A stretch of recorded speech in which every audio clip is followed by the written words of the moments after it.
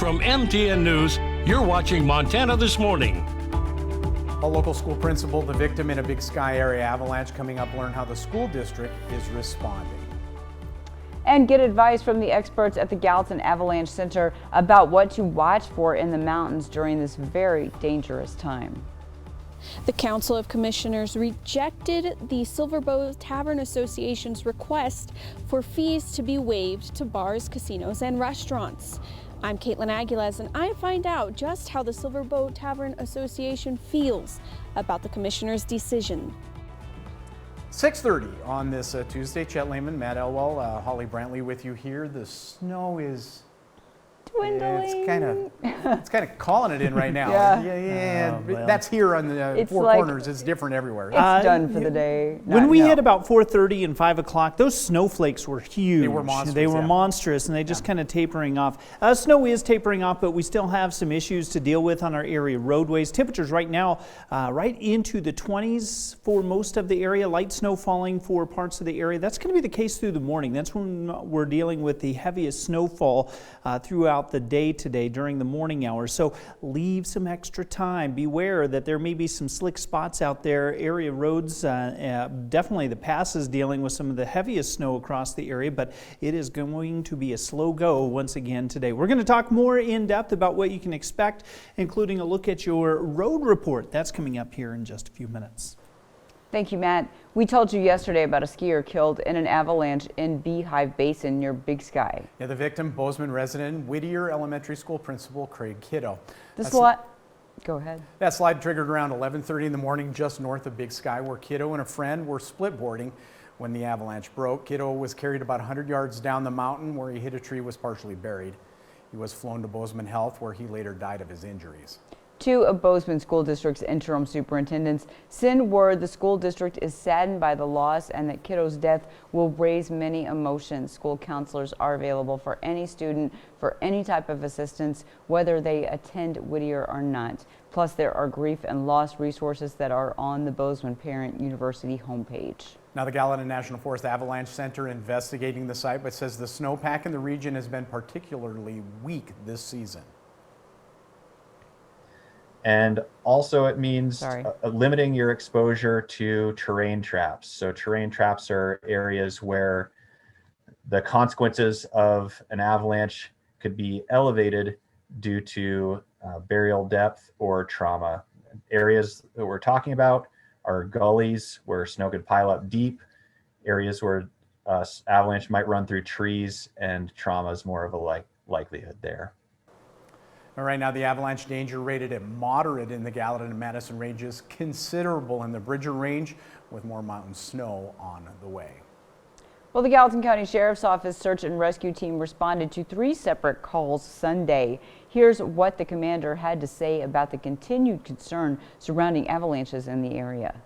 Considering the enormous tragedy our community just felt, our hearts go out to the family and friends of the avalanche victim, and keeping that in mind, and what a terrible tragedy that is. We'd really like folks to consider the dangers of the backcountry right now, and how extremely likely the avalanche conditions are to stick around for a while.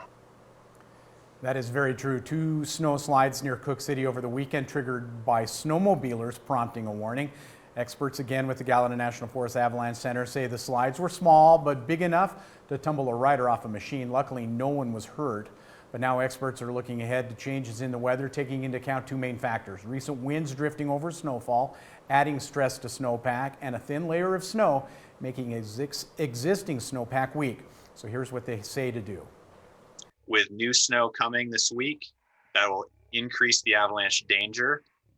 And we at the Avalanche Center in no way are saying stay at home, don't go outside and play. What we are saying is understand where you are relative to that terrain. Always have your rescue gear, so your avalanche beacon, shovel, and probe. Keep your eyes and ears open. Look for signs of instability. Those are your clues to stay off of steep slopes.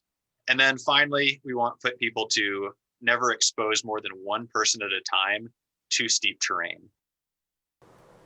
Now, the experts say this year's weather patterns have presented weak layers of snow, meaning now is the time for folks to ride a bit more conservatively.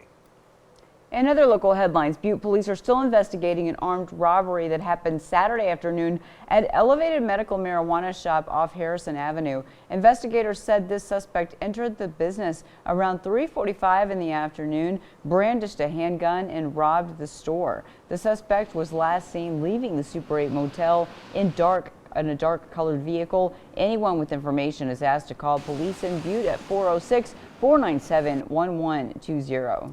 6:35 now, staying in the mining city, the Butte Silver Bowl Council of Commissioners rejected the Silver Bowl Tavern Association's request to waive fees for bars, casinos, and restaurants. Caitlin Aguilas finds out how the Tavern Association feels about that result.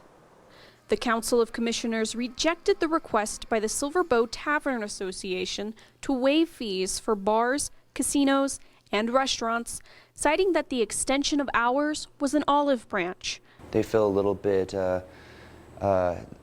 taken back by the remarks that was provided by some of the commissioners. The Council of Commissioners made the decision to turn down the request because they felt it would have been unfair to other businesses. But again, I think there's some questions about fairness. You know, what about the people in retail business? Do we reduce their, what about the people that we've all been affected one way or another?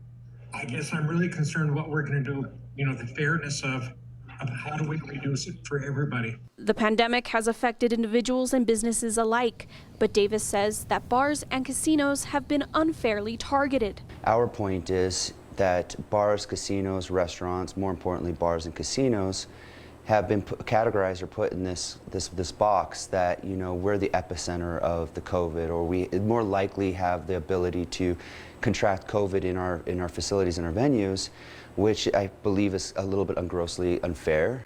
Davis said that thanks to the extended hours, bars and casinos saw more patrons, especially on Super Bowl Sunday.